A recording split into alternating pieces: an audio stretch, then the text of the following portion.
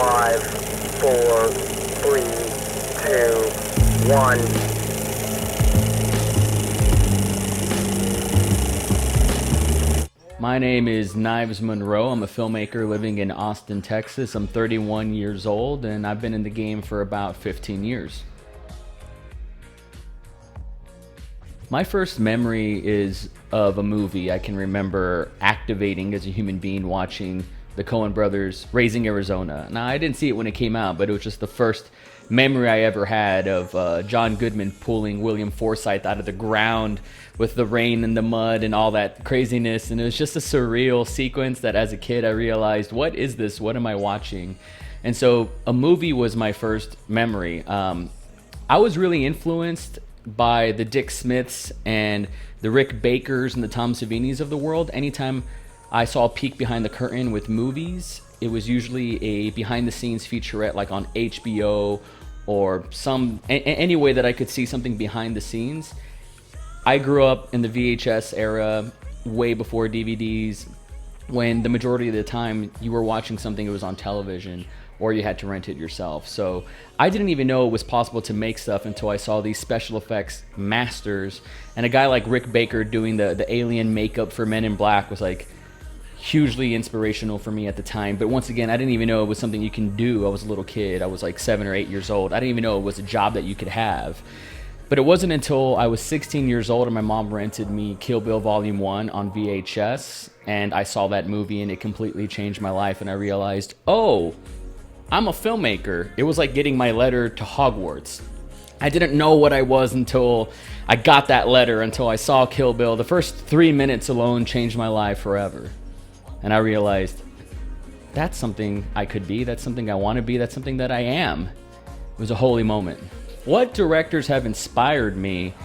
Well, I gotta say my biggest influences are professional wrestling and Spike Jonze's Jackass. If you remember the MTV show before they made the trilogy of movies, Jackass was like hugely inspirational to me. I didn't know what it was. Does it count as filmmaking? It's not a documentary per se, but it's also not fiction, and it was like this choreographed sort of stunt choreography. It's the red-headed stepchild. It's the bastardization, the outcast of filmmaking. That's something that has informed my style still to this day. And professional wrestling, this 360-degree theater has informed me directing actors as well.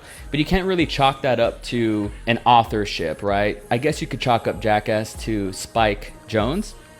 But as far as filmmaking, outside of Jackass and professional wrestling, Lars von Trier has been my guy for a while. There's this great book that I have in my bookshelf called Lars von Trier Interviews.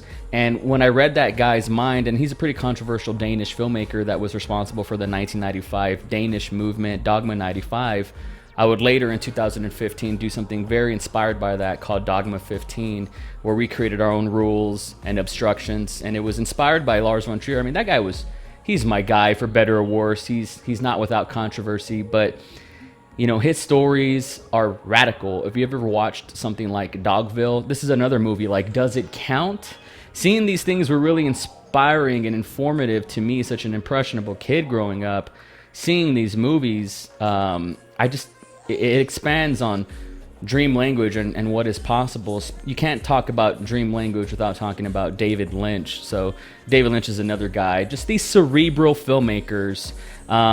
Larry Clark, who directed Kids growing up, that movie is surreal. Like, that is the most problematic film I've probably ever seen. I don't know how we just accept the fact that that movie like that is okay. It's so raw, it's so real. It feels like a documentary. Things that sweat and have grit and just, you know, you feel like if you pick at the film, a scab's gonna come off. Movies with those sort of textures inspire me. So things that are very surreal. On a very cinematic, professional side, I love Paul Thomas Anderson. That's probably the greatest living American filmmaker that we have today. So everything that he does, that's a life event for me.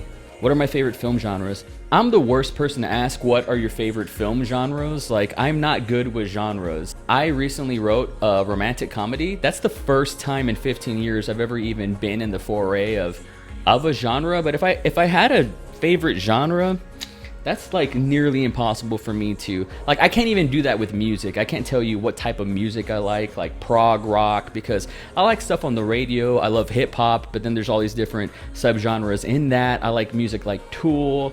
I like music like Flyleaf. I like music like Evanescence and Licky Lee and Sia and Kanye West and Tupac and just all this craziness, you know, black metal, death metal, Guns N' Roses. Like I like so many different things. I think you have to be a culture vulture in that way. I know it's a dirty word, but I grew up on Westerns, and I grew up on exploitation films, and I grew up on big giant sci-fi like James Cameron and Ridley Scott and all kinds of things, you know, foreign films. You know, I grew up on a border town, so Mexican films and Mexican novellas were a part of the culture. To name one genre, I love indie movies. Anything that's made with a budget of under $1 million is instantly going to pop up on my radar, and I want to watch it. So for something like Reservoir Dogs, which was made for $1.5 million or something like that, you know, I like movies that are made something like Shane Carruth's Primer, or even Shane Carruth's Upstream Color. I'm a very big indie darling, things that are just made very cheaply, DIY, skeleton crew, one-person movies. Richard Linklater's Tape, that movie looks like it was shot, you know, and on the budget of Hot Dogs and Handshakes. So if I had to pick one genre, even though it's so vast and so vague of an answer, and it's such a vague topic, but I do love indie movies, if I had to say. What Hollywood actors would you want to work with? Oh my God, what Hollywood actors would I want to work with? There's so many. Joseph Gordon-Levitt is right at the top of the list. Unfortunately, my favorite actors have passed away. Robin Williams was a guy I would have gave my left arm to work with. Philip Seymour Hoffman was my favorite living actor before he took his life accidentally through an overdose in 2013, was it? Or was it 14? Either way, him and Robin Williams were like a year apart, and so that really hurt. Having them work together in Patch Adams, like, you know, when you go back and you look at those movies, they're just incredible. I just recently watched Bicentennial Man, and I was a mess when that movie was over, even though it's probably not the most clever script, but Robin Williams was like a guy for the ages, man. Like, we're never going to get another guy like him. But if I had to focus on living actors, I really like Aaron Paul. I really like Joseph Gordon-Levitt.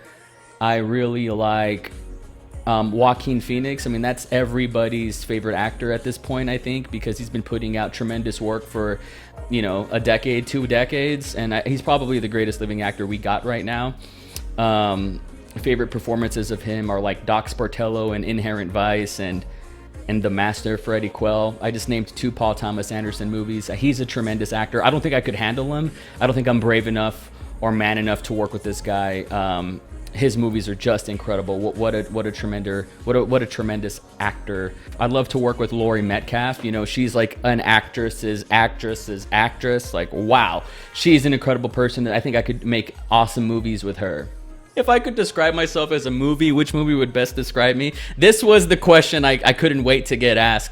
For better or worse, whether I like it or not, it's. I'll tell you what I want it to be, but I'll tell you what it actually is. I want it to be The Truman Show with Jim Carrey and Peter Weir. That's a movie that I thought was like my autobiography growing up. I saw that movie in 1998 when it came out. I must have been 10, 11 years old, and that movie like was my life. And still to this day, I know we live in this Big Brother time, but I feel like I'm being followed. And right now I'm talking to a camera. It's just me in my garage in my home studio. But you know, I might as well just be painting this camera with a bar of soap. Like Truman Show like was my life. That's what I'd like to say. But if I'm being completely honest, as much as it hurts, the movie that is my life is the Coen Brothers movie Inside Llewyn Davis with Oscar Isaac. Oscar Isaac is another actor that I'd love to work with. Put Adam Driver on that list while you're at it. He's in that movie. But that movie is about like this loser artist who just sucks and is going to get exactly what he puts in life creatively, and just walking around, you know, like this kind of exiled cat, like in life. That movie is me, whether I like it or not. But if I had to make an honorable mention, Punch Drunk Love, you know exactly what I'm talking about. Another Paul Thomas Anderson movie. Why don't you take a shot? This could be the Knives Monroe drinking game. Anytime he gushes about Paul Thomas Anderson movies, take a shot. So you can find my work on YouTube. I'm very big on the internet scene. I don't like putting my movies in film festivals, so you can follow me on all the things at Knives Monroe. Follow me on Twitch, on Knives Monroe. I'm going to be live streaming a lot lately, reviewing movies, doing some audio commentaries. I can't wait till Todd Phillips' Joker in 2019 comes out, because I'm going to gush about that movie for over an hour, I'm sure, and live stream it. But find me on Instagram, Facebook, YouTube, Twitch, all the things at Knives Monroe. I'm working on a movie right now. It's called Don't Wake the Dreamer. This is an exclusive for Support Your Local Filmmakers right here. So that's a movie that I'm gonna distribute for free on YouTube once I'm done developing it and making it. But I got the actors, so we're ready to go. So be on the lookout for a new movie from Knives Monroe coming out in 2019. My name is Knives Monroe, and I support local filmmakers.